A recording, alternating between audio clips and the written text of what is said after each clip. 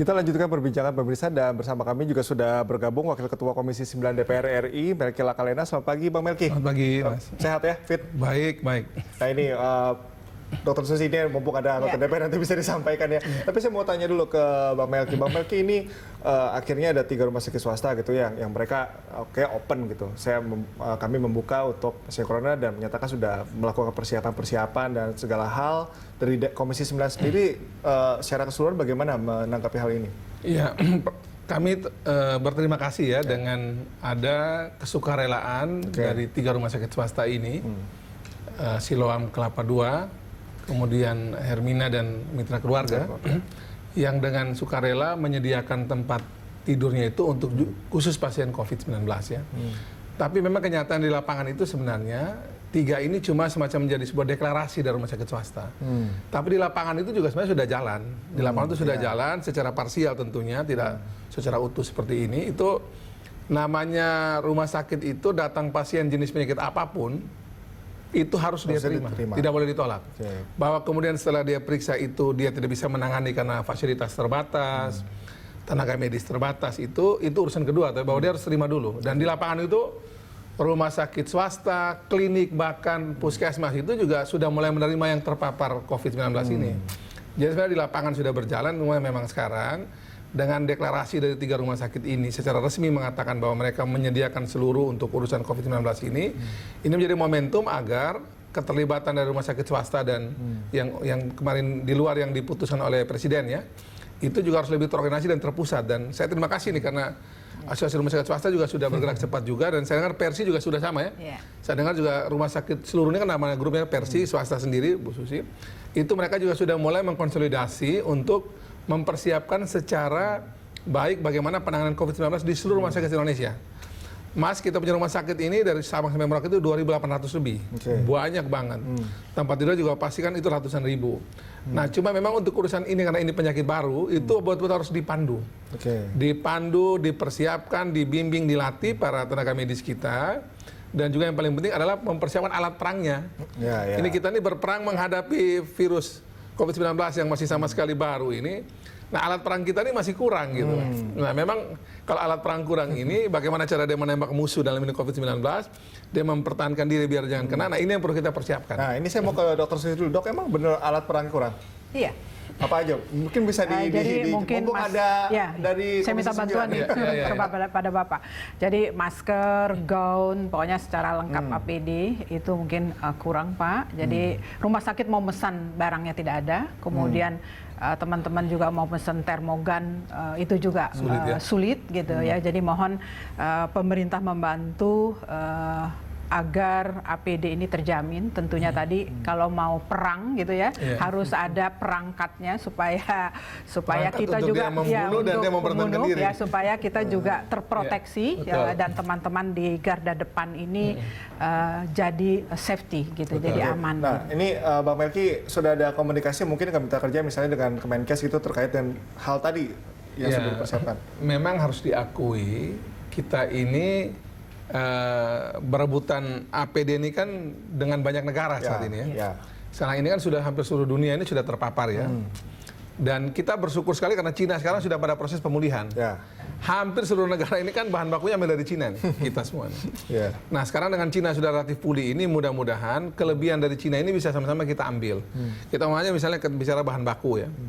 Itu juga banyak itu masih dari Cina. Saya ngecek di bagian pengadaan Kemenkes urusan ini, mereka bilang kami itu tergantung pasokan dari Cina. APD saja itu mereka cuma bisa, yang pabrik kita itu produksi itu kurang lebih 1.000 per hari. Nah, kebutuhan hari ini kan gila-gilaan satu republik. Nah, boleh bicara tadi soal masker, boleh bicara lagi soal menyangkut untuk ventilator, untuk bagaimana memacu, untuk kalau kita dia susah napas atau gagal napas masih dibantu kan. Jadi seluruh alat kita itu memang hari ini kurang ya. Yang kedua juga kita lihat bahwa hari ini juga banyak tenaga medis kita terpapar nih. Baik itu yang memang dia positif corona, COVID-19 ini, ataupun memang yang harus dirumahkan. Karena dengan pengalaman kita lihat kasus RSCM itu, saya kira nanti kita juga akan bicara dengan teman-teman dari asosiasi dokter, perawat bidan dan seterusnya ini. Bagi tenaga medis yang punya sakit penyerta atau bawaan yang berbahaya, lebih baik jangan urus COVID-19. Saya itu paling rentan kena dan langsung bisa menuju ini proses yang fatal itu. Jadi yang ngurus COVID-19 ini harus betul-betul tenaga medis yang benar-benar sehat. Karena kalau dia sampai sakit itu dia kalau kena sedikit pasti langsung yang seperti kasus RCM itu bisa cepat sekali itu. Oke. Nah, jadi memang ini kita punya banyak sekali PR. Jadi yang paling pertama itu kita siapkan segera alat pelindung diri ini sehingga kemudian pengadaannya cepat, kemudian distribusi di Indonesia cepat.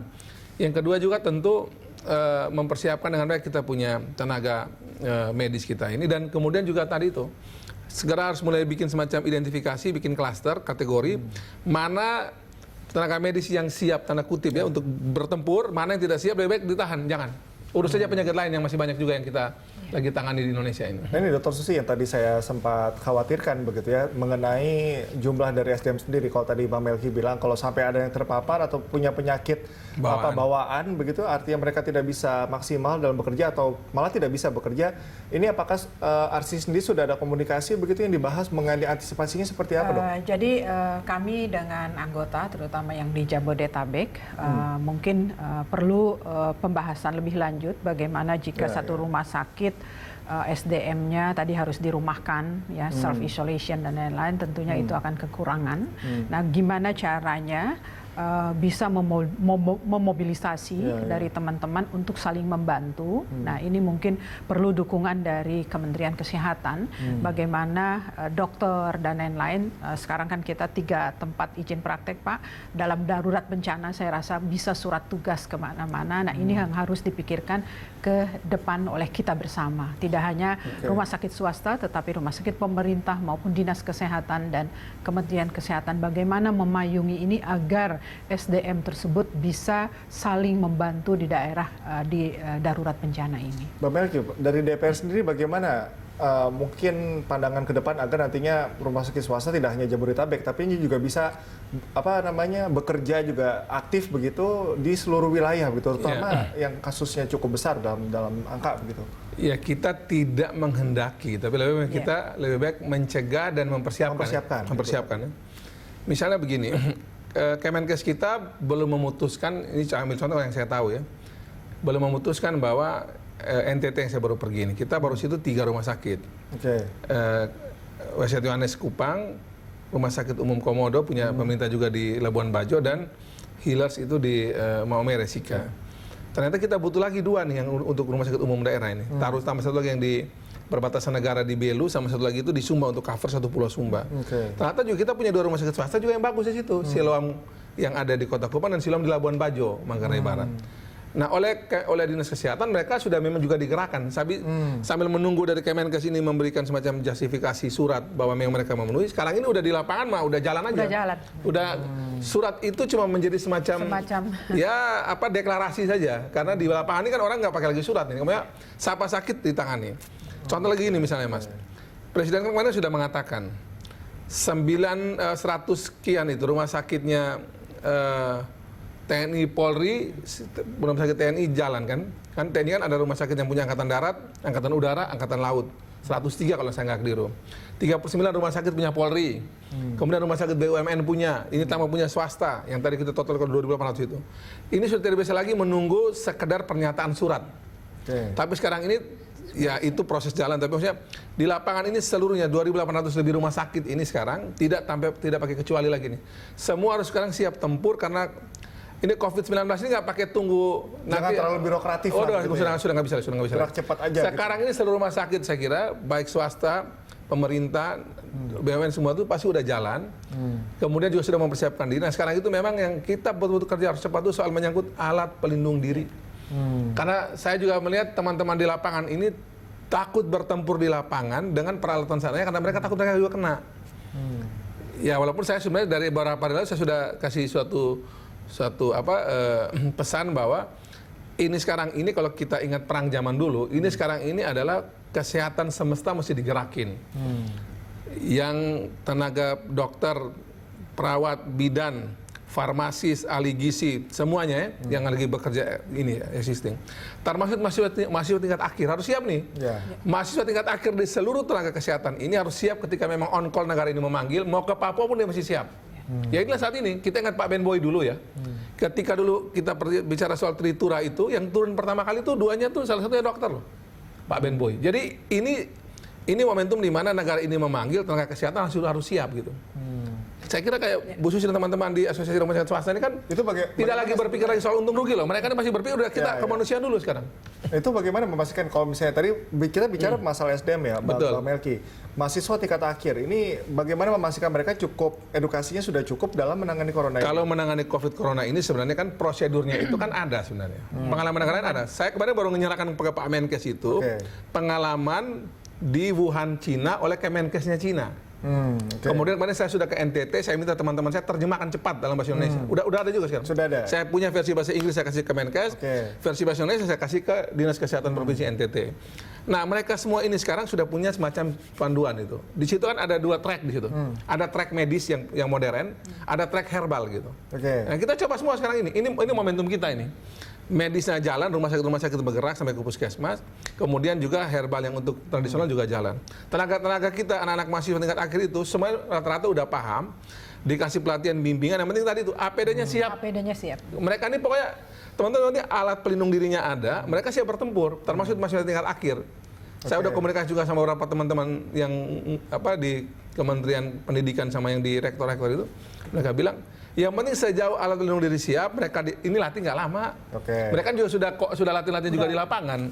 Nah ini saya ke dokter nih, gimana pandangan dokter ya dengan pembekalan seperti itu, mereka sudah siap sebetulnya untuk perang gitu kalau tadi kata Bang Melki. Tadi hari ini darurat bencana, semua rasa anak bangsa harus siap. Tempur, ya. Harus siap tempur. Jadi terutama pelayanan kesehatan. Ya, saya rasa nggak bisa milih lagi mana swasta mana pemerintah. Saya rasa harus membahu-membahu. Tapi gini dok, kesehatan tuh di frontliner sekarang. Kami garis terdepan nih. Jadi yang pertempuran ini melibatkan seluruh kekuatan. Yang di depan itu tenaga kesehatan. Ini tadi gimana dok? Memastikan bahwa seluruh sistem rumah sakit swasta di tiap provinsi itu penanganannya bisa sesuai dengan standar. Karena begini, ini nggak bisa dikesampingkan juga ya. Wah di kota ini penanganannya lebih upgrade, di sini mungkin belum, di lokasi jauh mungkin belum. Kalau dari RC sendiri sudah mempertimbangkan ke sana untuk samain standarnya. Inilah gitu, kami minta media juga mensosialisasi pedoman-pedoman, tentunya dengan bahasa awam yang bisa lebih mengerti, sehingga juga masyarakat juga mengetahui bagaimana tata laksana PDP itu sendiri. Sekarang bukan berarti semua PDP itu dirawat di rumah sakit. Sekarang ada PDP itu pasien dalam pemantauan, dalam pengawasan. Kemudian ada ringan, ada sedang dan ada berat. Ya, untuk ringan itu self isolation. Nah, ini mohon dipatuhi oleh masyarakat itu sendiri. Ya, kemudian mungkin yang sedang saja juga kalau masih bisa tidak ada gejala yang berarti kan bisa saja self isolasi. Ya, jadi di rumah. Nah, ini yang sekarang menjadi pegangan rumah sakit pedoman yang sudah dikeluarkan. Ya, jadi ini yang mudah-mudahan semua rumah sakit sampai ke Indonesia Timur mungkin bisa sudah terpapar dengan pedoman yang sudah dikeluarkan oleh pemerintah. Sampai sekarang sudah mungkin ada beberapa wilayah begitu yang dicermati oleh RC bahwa ini perlu peningkatan yang mungkin atau perhatian khusus begitu. Ya, selain Jabodetabek mungkin Jawa ya. Kemudian ada Sumatera Utara, ya, kemudian Riau. Mungkin itu pertimbangannya lebih apa dok? Lebih karena dari lebih case yang sudah ada kan semua pasti membaca peningkatan case di masing-masing. Kalau untuk dari teknologinya sendiri bagaimana, dok? Teknologi maksudnya kesiapan penanganannya. Apakah masih ada beberapa provinsi yang masih dalam ini perlu ditingkatkan lagi begitu atau semuanya sudah dinilai siap begitu secara. Mungkin kita sekarang kan patokannya dari Kementerian Kesehatan ya untuk update dan lain-lain, rumah sakit mengikuti itu saja. Berdasarkan dasar itu semua sudah siap artinya. Saya rasa mudah-mudahan semua harus siap. Mau nggak mau harus siap ya Pak Melki ya. Pokoknya sekarang ini moto kita siap nggak siap harus siap. Ya itu sudah moto kami semua. Di baik RC semua kami DPR RI Komisi 9 yang sekarang siap nggak siap harus siap. Dan udah satu suara nih. Harus satu suara. Sudah urusan kemanusiaan ini harus satu suara. Contoh misal gini lah. Kita kan tidak pernah menduga tiba-tiba ada pertemuan di Makassar nih. Contoh nih, ribuan orang kan. Ini aksiden aja nih, nggak direncanakan. Ini kan kita nggak pernah tahu kan, katanya di Batu jalan terus. Hari ini juga misalnya ada pertemuan juga di Flores yang pendampingan uskup. Itu semua akhirnya Pak Doni bergerak tuh. meminta untuk itu dibatalin. Kita bicara keagamaan kan kemanusiaannya kasihan. Ya. Nah, jadi dalam urusan ini percayalah Mas bahwa kami semua ini udah nggak ada lagi kalau bicara yang lain kan kita masih berbeda pendapat. Sekarang udah bersatu lawan corona.